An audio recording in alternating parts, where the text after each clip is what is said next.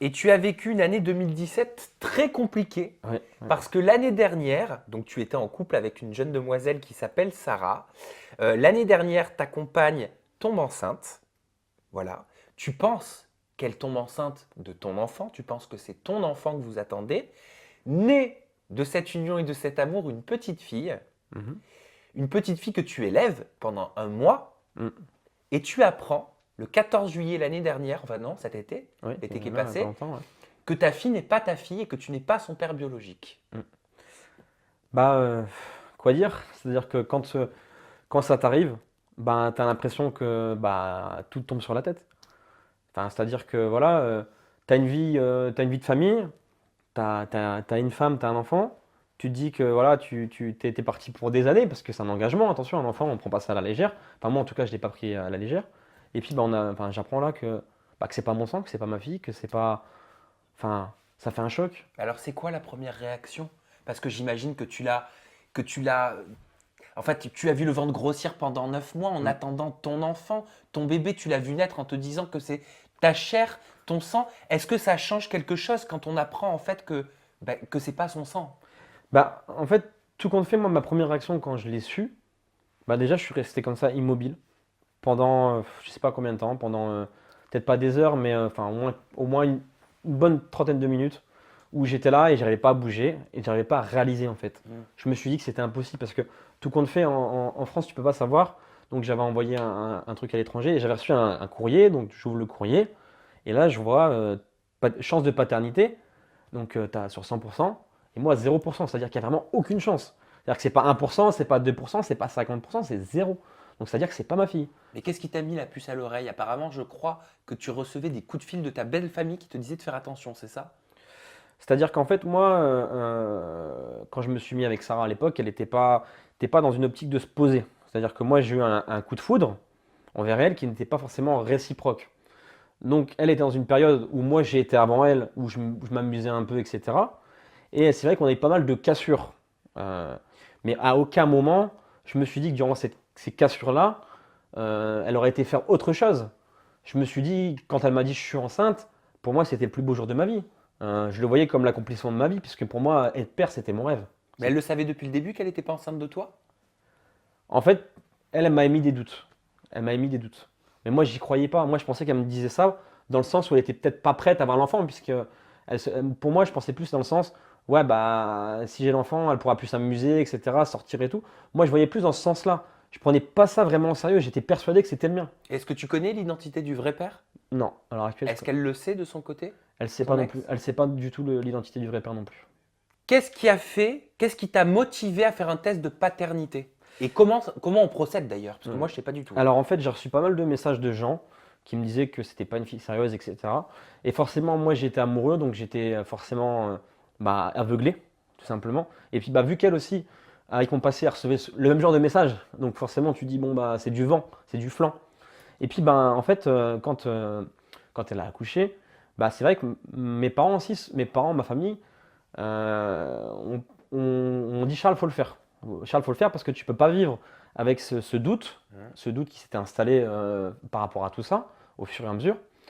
Et je me suis dit, bon, bah, de toute façon, il n'y a pas le choix. Il n'y a pas le choix, il y a un moment donné, il n'y a pas le choix. Et ça a été très long parce que avoir le courage de faire la démarche, parce que le dire c'est bien, mais faire la démarche. Mais c'est quoi, c'est avec le sang? Comment Alors, on le c'est fait? salivaire. C'est salivaire. Alors tu prends un petit coton-tige. Donc Ouais. moi je mets un petit coton-tige, donc il y a ma salive, il y a mon voilà.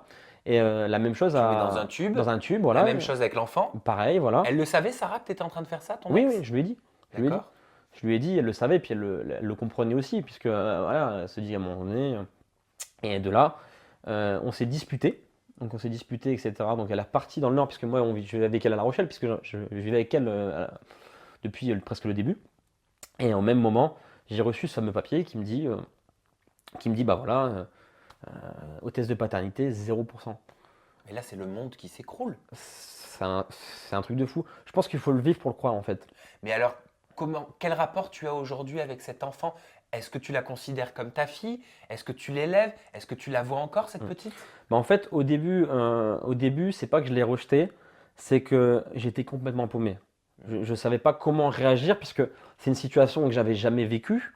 Donc quand il y a une situation qu'on n'a pas vécue, on sait pas comment la gérer, tout simplement. Donc j'ai beaucoup été soutenu par mes proches et par ma famille. Et c'est vrai que de là, par la suite, j'ai repris contact avec Sarah, du coup, la mère de l'enfant. Parce qu'elle s'était éloignée de toi avec Elle s'était l'enfant. éloignée de moi dans le nord. Et enfin, donc elle est revenue. Elle est revenue parce que forcément, en plus, quand c'est comme ça, tu as un sentiment d'inachevé. Mm. Parce que tu te dis, elle a peut-être fait des erreurs et peut-être que moi, dans ma vie, j'ai peut-être fait aussi beaucoup d'erreurs. Je me suis dit, moi, j'ai aussi beaucoup fait de conneries. Elle a fait des conneries, elle se rendait peut-être pas compte. Parce que c'est pas nécessairement une fille méchante comme je peux entendre sur les réseaux où j'entends des chouins, voilà, des naninana, des gros mots, etc. Mais enfin, non, c'est juste. Il y en a beaucoup des gens aujourd'hui. Enfin, c'est que devenu fréquent une nana qui trompe son mec. Je suis désolé. Alors d'aujourd'hui, il y a combien de couples qui peuvent me dire, me regarder dans les yeux et me dire, chat, on s'est jamais trompé, ça n'existe presque plus. L'époque de nos grands-parents, elle est révolue. Elle est révolue. Donc pour moi, je voyais le truc. Au début, j'en ai beaucoup voulu.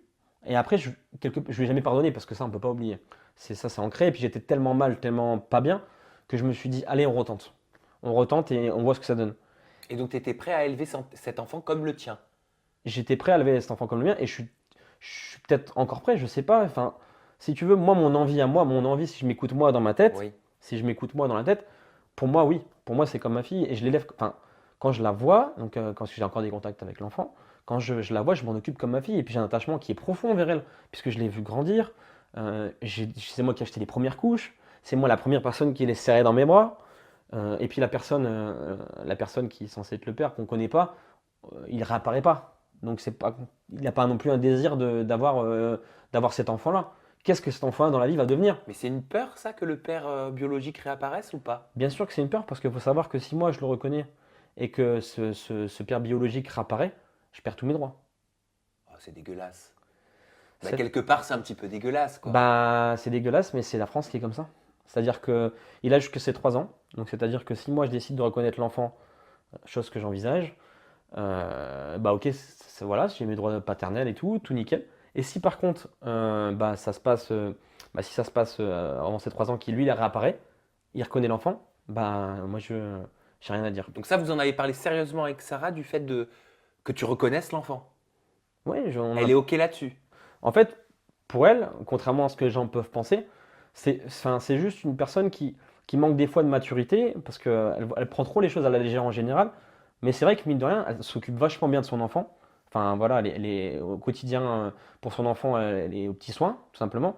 Et sur ça, elle voit bien qu'aussi moi je m'en occupe, elle voit bien qu'il y a un attachement entre nous. C'est quelque chose de naturel, c'est-à-dire que moi, quand je la vois, je l'appelle ma fille forcément, quand je vois ma fille, Elle s'appelle comment? Eleanor. Éléonore. Et Vous quand aviez choisi le prénom ensemble? on avait choisi le prénom ensemble. Mais ça c'est marrant parce que du coup, les deux autres prénoms, c'est les parents de ma mère et ma grand-mère. Ah oui.